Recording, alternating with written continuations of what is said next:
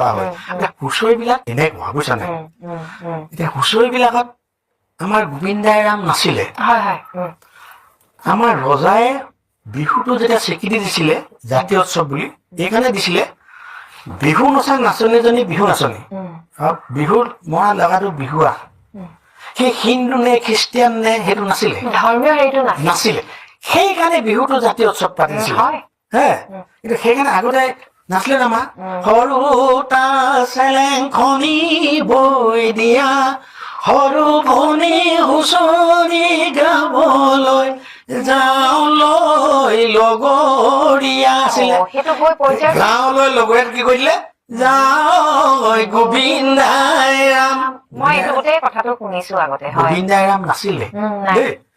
সৰু এটা চেলেংখনি বৈ দিয়া সৰু ভনী হুঁচৰি গাবলৈ যাওঁ লৈ লগৰীয়া মানে লগৰীয়া লগত বিহু গাব যাওঁ কিন্তু যেতিয়া